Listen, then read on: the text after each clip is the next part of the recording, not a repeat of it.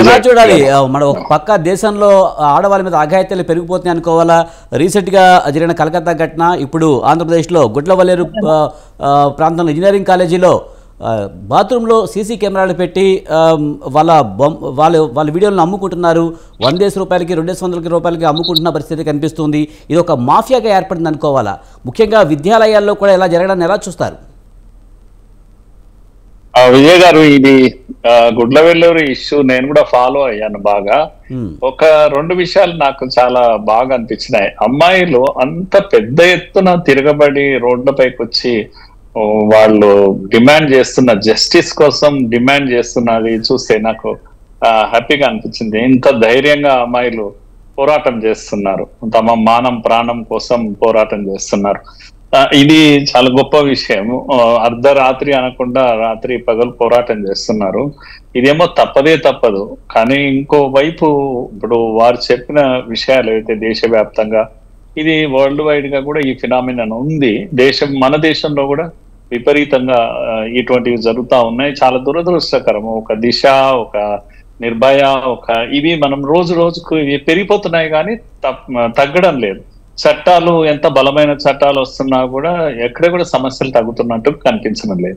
అందుకే నాకు అనిపిస్తున్నది ఏంటంటే, బేసిక్ గా మగాళ్ళు అంతా కూడా మృగాళ్ళు అయ్యారన్నంత వరకు మీడియా రాయడం మొదలుపెట్టింది. వాస్తవం కూడా అది అబద్ధం ఏం రాయడం లేదు. కాకపోతే ఎందుకు ఈ మృగాలుగా మారిపోతున్నారు అనేది నన్ను వేధించేటువంటి ప్రశ్న. ఎక్కడో లోపం ఉంది, ఎక్కడో మనము పెంపకంలో లోపం ఉంది, లేకపోతే మనము వాల్యూస్ ఇవ్వడంలో పిల్లలను తయారు చేయడం. Problem is with my personality. నా చుట్టూ గన్ పెట్టి, నా చుట్టూ ఇది పెట్టి బంధించి నన్ను నేరస్తుడు కాకుండా, నేరం చేయకుండా కట్టుదిట్టం చేస్తారా? ప్రభుత్వాలు చేస్తాయా? నేను నేరస్తునైనప్పుడు నా mind, problem is with my mind. కనుక నేరస్తుడు నేరం చేయాలనేటువంటి కోరిక, నేర ప్రవృత్తి, దాన్ని చంపకపోతే మనము దీన్ని ఏ రోజు కూడా అరికట్టలేము. ఇది ఒక ఇష్యూ, అది అట్లా పక్కకు పెడదాం. కనుక నేర ప్రవృత్తికి రీజన్స్ ఉన్నాయి, ఇవన్నీ మనం చూద్దాం. కానీ ఇంకోవైపు కెమెరా విషయం, మనము ఇప్పుడు టెక్నాలజీ పెరుగుతున్నందుకు సంతోషిస్తున్నాం. టెక్నాలజీ నేరస్తుని పట్టిస్తుంది. కనుక బస్ స్టాండ్ లో, రైల్వేస్ లో, అక్కడ ఇక్కడ పెట్టే ఎన్నో కెమెరాలు ఈ వీళ్ళను నేరస్తులను పట్టిస్తున్నాయి. వాడిని నేను ఎక్కడ దొరకను అనుకునేవాడు ఈజీగా ఒక కెమెరాలో దొరికిపోతున్నాడు. కనుక కెమెరాలకు డిమాండ్ పెరిగిపోతున్నటువంటి సందర్భంలో టెక్నాలజీ బాగా ఉపయోగపడుతుంది అని మనం ఆనందిస్తున్న సమయంలో ఇదే టెక్నాలజీ ఇదిగో ఇలాంటి నేరస్తులను తయారు చేస్తుంది. విజయ్ అనేవాడు ఈరోజు అక్కడ కెమెరా పెట్టాడు అమ్మాయిల హాస్టల్లో. దుర్మార్గుడు ఆ అమ్మాయిల వీడియోలో అమ్ముకుంటున్నాడని చెప్తే భయమేస్తుంది. అసలు ఎక్కడ సేఫ్ ప్లేస్ ఎక్కడ ఉంది? Where is the safe place for the girls అని. హాస్టల్స్ లో ఇలా జరిగితే, కాలేజెస్ లో ఇలా జరిగితే ఎంత భయకంపితులు అయ్యారో. నేను ఒక పక్క వాళ్ళని ప్రశంసిస్తున్నాను. వాళ్ళు చేసిన ఉద్యమము, వాళ్ళ యొక్క ఇది అర్ధరాత్రి అందరూ కలిసి ఒక్కటే మాట్లాడడం అనేది ఇది గొప్ప విషయమే. కానీ వాళ్ళలో భయం కూడా కనిపిస్తుంది నాకు. వాళ్ళు ఊహించుకుంటున్నారు, అయ్యో ఈ కెమెరాలో మేము కూడా దొరికామేమో అని. వాళ్ళ యొక్క ప్రెషర్ ఆ ముఖంలో కనిపిస్తుంది. 100 కెమెరాలు అమ్ముకున్నాడు వాడు అని. ఎక్కడ మరి ఎవరు ఎలా కాపాడుకోవాలి ఈ పిల్లలను? మన పిల్లలను, అమ్మాయిలను అమాయకంగా నమ్మి వస్తున్నారు కదా మీ కాలేజీకి. మేనేజ్మెంట్స్ కు ప్రాపర్ డైరెక్షన్స్ ఉన్నాయా?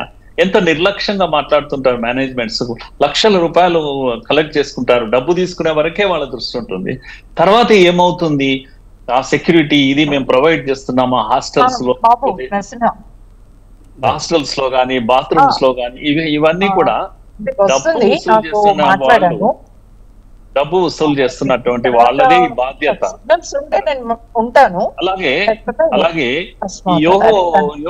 యోయో హాస్టల్ సంబంధించి, హోటల్ సంబంధించినటువంటి శంషాబాద్ విషయం కూడా గణేష్ అనేవాడు కెమెరాలు పెట్టాడు. వాడు బాధ్యత కెమెరాలు పెట్టాడు. కపుల్స్ యొక్క ప్రైవేట్ దీంట్లో బెడ్రూమ్స్ లో వీటిల్లో రికార్డ్ చేశాడు, బ్లాక్ మెయిల్ చేస్తా ఉన్నాడు. కనుక నా 2 విషయాలు దీంట్లో ఉన్నాయి. ఒకటేమో టెక్నాలజీ ఎంత బాగా యూజ్ చేయాలని, టెక్నాలజీ నుంచి ఎంత జాగ్రత్తగా దూరం ఉండాలి. ఈ రెండు విషయాలు కానీ మురళీ మనోహర్ గారు, మనం ఈ ఘటన చూస్తే కనుక గుడ్లవల్లేరు ఇంజనీరింగ్ కాలేజీలో దాదాపుగా ఈ ఘటన దాదాపు 2 సంవత్సరాల నుంచి జరుగుతున్నట్టుగా తెలుస్తుంది మనకి. ఈ 2 సంవత్సరాల నుంచి దాదాపుగా 300 నుంచి ఫోటోలు వీడియోలు కూడా బయటకు వెళ్తున్న పరిస్థితి కనిపిస్తుంది. 2 ఏళ్ల నుంచి జరుగుతుంటే ఇప్పుడు బయటపడింది. ఎస్, అవి ఇదే నేను మేనేజ్మెంట్ అటిట్యూడ్స్ ఏ విధంగా ఉన్నాయి, ఎన్ని లక్షల డబ్బులు వసూలు చేసింటారు వాళ్ళు. పిల్లలు చెప్పారు, అప్పుడప్పుడు చెప్తూ ఉన్నారు, వీళ్ళేమో నిర్లక్ష్యం చేస్తున్నారు. పైగా నిన్న మొన్న ఈ వీడియోలు బయటకు వచ్చినప్పుడు వాళ్ళు చెప్తూ ఉంటే కూడా వాళ్ళ బిహేవియర్, ఈ రోజు కూడా వాళ్ళ బిహేవియర్ ఏముంది, ఏమంటున్నారు అంటే ఇది అంత ఫేక్, ఇది ఫేక్ న్యూస్ అని చెప్పి దబాయించే ప్రయత్నం చేస్తున్నారు. అంటే తమ కాలేజీ యొక్క పరువు బయటపడకూడదు, తమ కాలేజీ పేరు అమ్మాయిలు ఏమవుతున్నారు అనేది వాళ్ళకు లీస్ట్ వరీడ్ కనుక ఏం లేదు అని కొట్టిపారేయడము, ఆ కాలేజీ పేరు బయటికి రాకుండా చూసుకోవడము, తమ యొక్క కలెక్షన్స్ మాత్రం ఎదురు లేకుండా కలెక్షన్ చేస్తూ పోవడము, వ్యాపారమే ప్రధానం. కానీ కనుక ఇక్కడ విలువలు అనేవి ప్రధానం కాదు. విద్యాలయాల్లో విలువలు లేవు. ఇప్పుడు విలువల గురించి ఎవడు వరీడ్గా లేడు. డబ్బు వసూలు చేసుకోవాలి, కోట్లు ఎలా దండుకోవాలి, వీళ్లకు వ్యవస్థలన్నీ సపోర్ట్ చేస్తున్నాయి. పోలీస్ సపోర్ట్ చేస్తుంది, లేకపోతే ప్రభుత్వ మిషనరీ సపోర్ట్ చేస్తా ఉంది.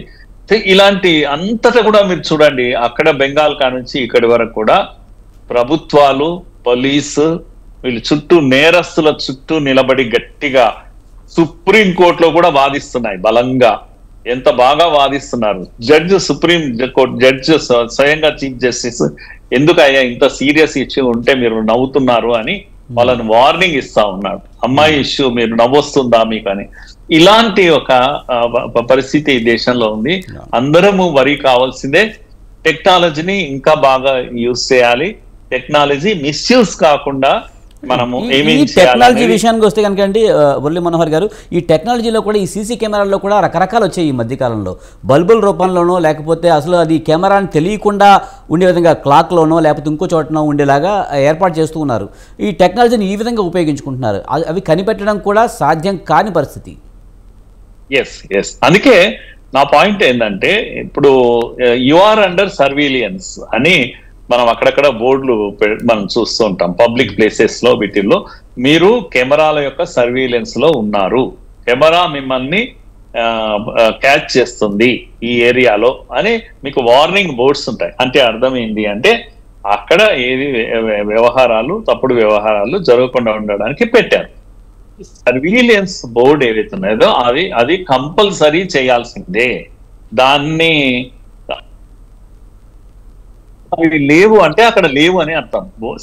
సర్వీలెన్స్ వార్నింగ్ ఇది లేదు అంటే తప్పకుండా అక్కడ కెమెరాలు లేవు అనే గ్యారంటీ ఉండాలి.